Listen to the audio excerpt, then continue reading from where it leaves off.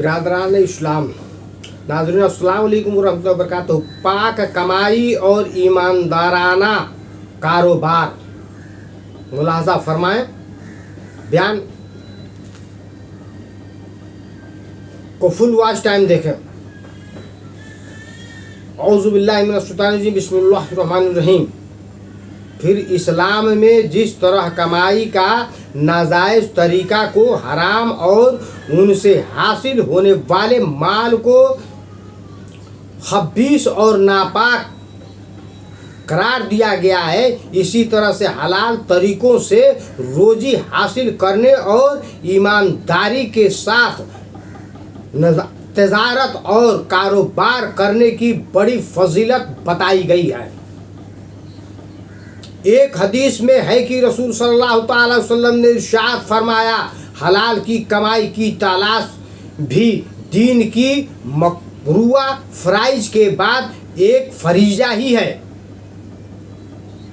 एक दूसरी हदीस में है, अपनी मेहनत से रोज़ी कमाने की फजीलत बयान करते हुए आपने इरशाद फरमाया कि किसी ने अपनी रोज़ी इससे बेहतर तरीके से हासिल नहीं की कि खुद अपने दोस्त और बाजू से उसके लिए उसने काम किया हो। और अल्लाह के नबी दाऊद अलैहिस्सलाम का तरीका यही था कि वह अपने हाथ से कुछ काम करके अपनी रोज़ी हासिल करते थे। एक और हदीस में है कि हुजूर ने इरशाद फरमाया है कि सच्चाई और ईमानदारी के साथ कारोबार करने वाला ताज़िर क़ियाम नबियों और सदीकों में शहीदों के साथ होगा। ईमानदारी के साथ कारोबार करने वाला तजारत करने वाला क़यामत में नबियों और सिद्दीकों और शहीदों के साथ होगा।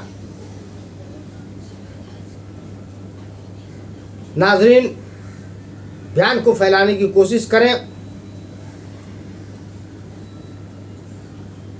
दुआ में याद करें, सब्सक्राइब जरूर कर लिया करें। मामलात में नरमी और रहमदिली रखना भी चाहिए।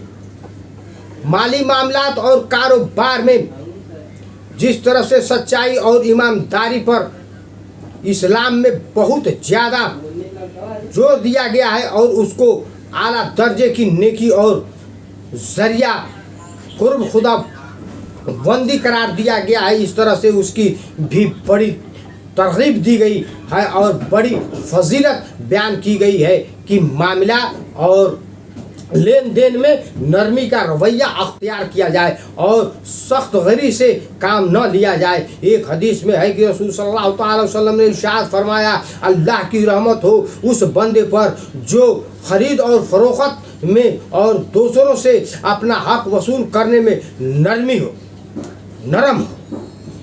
एक दूसरी हदीस में है, आपने इरशाद फरमाया, जो आदमी अल्लाह के किसी गरीब और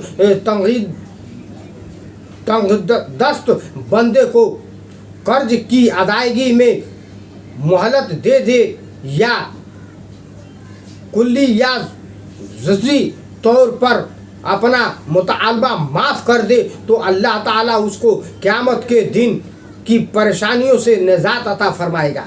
एक दूसरी रवायत में है कि क़यामत के दिन अल्लाह तबारक ताला उसको अपने साए रहमत में जगह देगा। हुजूर के इन इरशादात का ताल्लुक़ तो ताज़िरों रानों और उन दौलतमंदों से है जिनसे तंग हाथ हो लोग अपनी ज़रूरतों के लिए कर्ज ले लेते हैं, लेकिन जो लोग किसी से कर्ज ले खुद उनको रसूल सल्लल्लाहु अलैहि वसल्लम उसकी इंतहाई ताक़ीद फरमाते थे कि जहाँ तक हो सके वह जल्द से जल्द कर्ज अदा करने की कोशिश करें और ऐसा न हो कि कर्ज अदा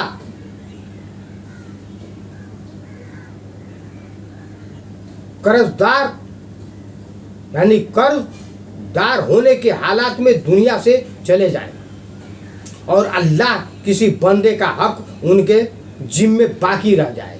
इस बारे में आप जितनी सख्ती फरमाते थे उसका अंदाज़ा हुजूर के इन इरशादात से हो सकता है। एक हदीस में है कि आपने फरमाया कि अगर आदमी राह खुदा में शहीद हो जाए तो शहादत के तुफेल उसके सारे गुनाह बख्श दिए जाएंगे, लेकिन अगर किसी का कर्ज उसके जिम्मे है तो उससे उसकी गर्दन शहीद होकर के भी न छूटेगी। एक और हदीस में है कि आपने इरशाद फरमाया, उस पर परवरदिगार की कसम जिसके कब्जे में मोहम्मद की जान है, अगर कोई शख्स राह खुदा में शहीद हो, फिर जिंदा हो और फिर शहीद हो और फिर जिंदा हो और फिर शहीद हो और फिर उसके जिम्मे किसी का कर्ज बाकी हो तो उसकी कर्ज के फैसले के बगैर वह भी जन्नत में नहीं जा सकेगा। माली मामलात और हकूक अल इबादत की नज़ाकत का अंदाज़ा करने के लिए बस यही 2 हदीसें काफ़ी हैं। अल्लाह ताला तौफीक दे कि हम भी उनकी अहमियत और नज़ाकत को समझें और हमेशा उसकी कोशिश करते रहें कि किसी बंदे का कोई हक हमारे गर्दन पर न रह जाए। मिलते हैं फिर एक नई बयान के साथ इंशाअल्लाह तबारुक ताला। सामाईन हज़रात, आप सबसे इल्तिजा है, गुजारिश है, बयान को ज़्यादा से ज़्यादा फैलाने की कोशिश करें। जो भाई बहन सब्सक्राइब न किया सब्सक्राइब कर लें। मिलते हैं फिर एक नई बयान के साथ इंशाअल्लाह तबारुक ताला। वखरुल दुआना अल्हम्दुलिल्लाहि रब्बिल आलमीन। अस्सलामु अलैकुम।